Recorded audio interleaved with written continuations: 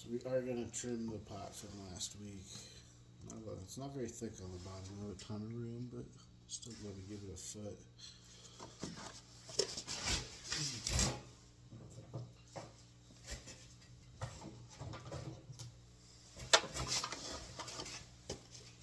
Alright, so get it in the center. Bring the needle tool in just until it touches.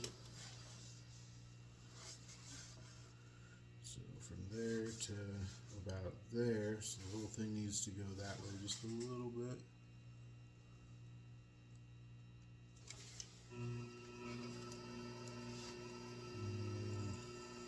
Now we're touching all the way around, so it's spinning in the center.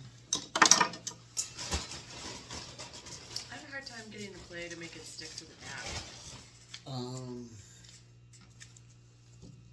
don't know.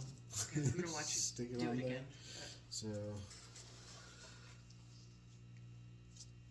kind of strategically putting this clay on and where it's bigger. I don't want to put it where it's all fine and fill in the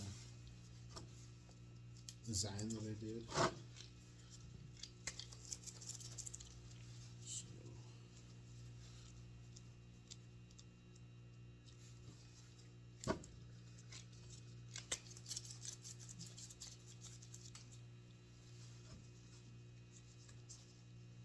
people often forget to hold the pot down when you're putting the clay on it, so you don't move it off of the center that you just put it on.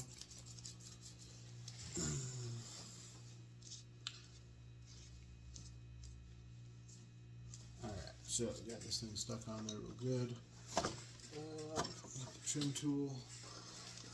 Yeah, you don't really need this guideline, but when you're first learning to trim, it's nice to give yourself a little guideline to trim up to.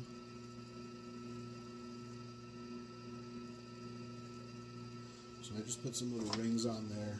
I'm just going to cut away all the clay right up to those rings.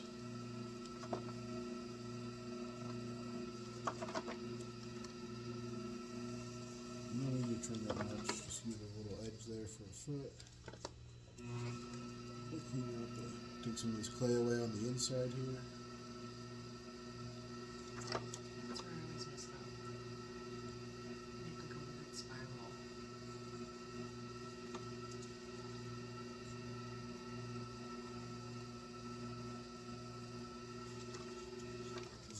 Let's see how it looks real quick. Just clean up that little edge there so I don't have any sharp edges. Sort of round off the edges a little bit.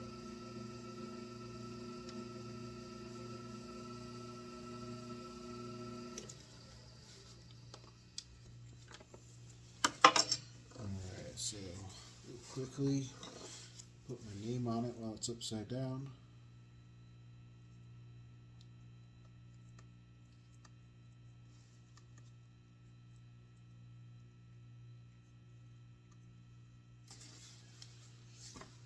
Lucy, could you grab me one of those brushes that's behind you, please? Any of those brushes will do. I don't know which one. Like this? Yes. Alright, so I'm just going to set this aside for a second. This is the bowl we made last week, the stretch pot. And here we trimmed it.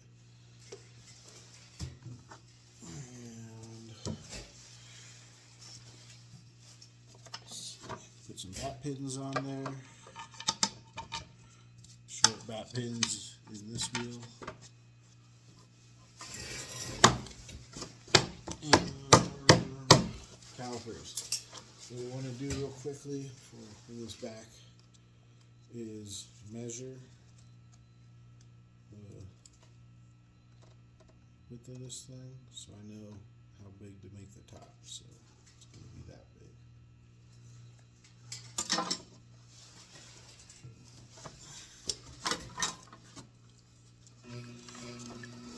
Alright, so center this thing real quickly.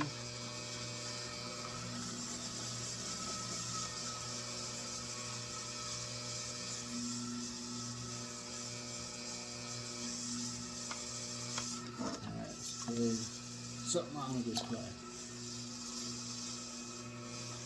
Why do you say that?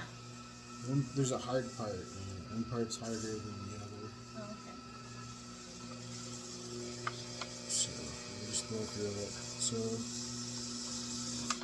you're gonna kind of flatten this thing out. You know, you kind of want to pay attention to how wide you're making it as you go.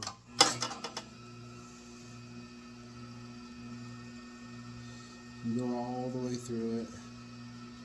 Squash it down just a little bit. So you've kind of got this donut shape spinning here.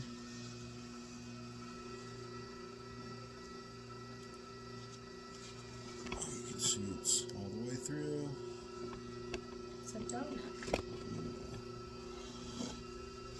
Alright, so from here, we've kind of opened it up a little bit. I'm going to finish opening it up, but I'm going to turn this whole thing into one wall. Is the idea. So I'm going to pull this thing, dragging my fingers along the bottom of the bat, all the way to my outside hand. And double check before I do anything, just make sure I'm still okay. Got room here. And drag the fingers to the outside hand. I'm just going to start to lift it up a little. And then go for this kind of volcano sort of shape.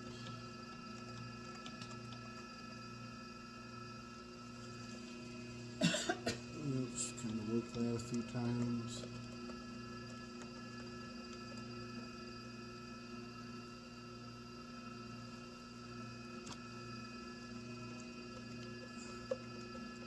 And you know, you can do just a little nub on top if you want, or if you want something taller. You know, you can scale this to any proportion that you want. Is it going to be Some open in the middle? Yeah, this is just going to be this neck vase, really. But you know, some people think everything should be like a 2/3, 1/3 proportion or something. There's different ways of doing it. So I'm just going to kind of squeeze this neck in, just slowly start working it in. Every time I work it in, it's going to get thicker. So every time it's thicker, I can lift it up again.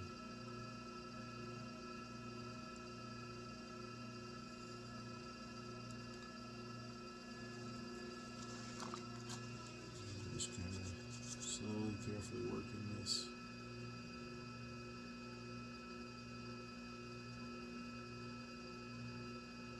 And you want to do this kind of slowly.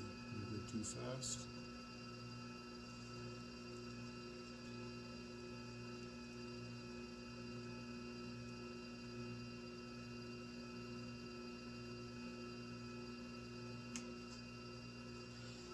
So, yeah, you can just keep going in as narrow as you want, really. You like this. This is, you only get, at this point, you're only going to put like one flower in this thing if you were intending on making a flower vase. But, I also like to kind of clean up the edge a little bit here, so give it somewhere to run your wire underneath. Did you check the caliper? And definitely, let's check our caliper. And that's pretty much right where we would want it to go on top of this thing. Now's a good time to give it like a swirl. So we're going to have a swirl.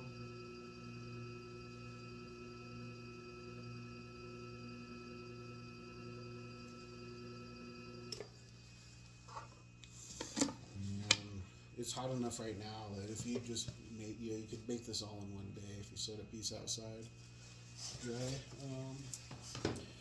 But let's bring back our bowl here. I'm going to dry my hands off real quick so I don't get the bowl all wet.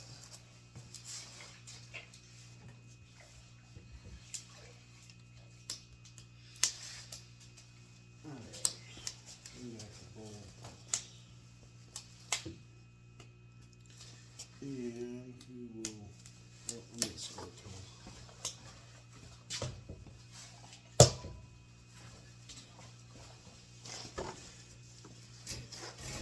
So I already made one the other day and let it kind of dry up just a little bit because you want it to be a little stiff. You don't want it to be fairly wet. It's just harder to handle when it's all wet like that. Score the top of this. And we'll cut the other one off. like that.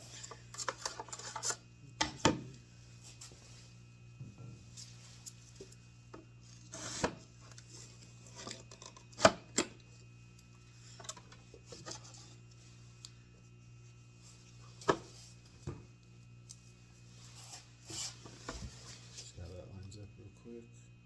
Good enough. Score this side.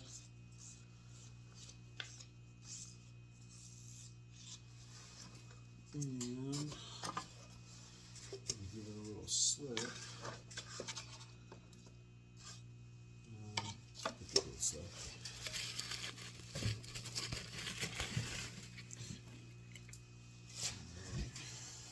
Both sides.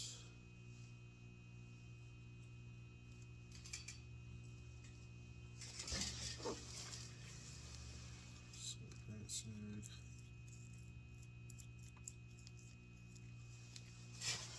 And just stick them on top. Kind of go right at first in case you gotta move it around a little bit, so you can slide it around once you kind of have it on there as centered as you can get it, and put some pressure on it to start to seal it up. And now we'll work all around it.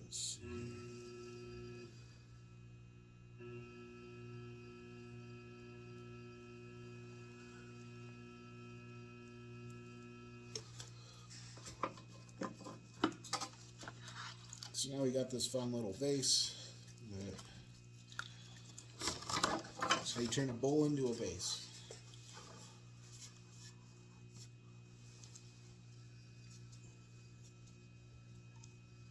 With all this, patterns and texture stuff going on, it'd be kind of tough to make something like this in one piece. 2 pieces, it's actually pretty easy. Just gonna make sure we're together nicely. Oh, don't do that.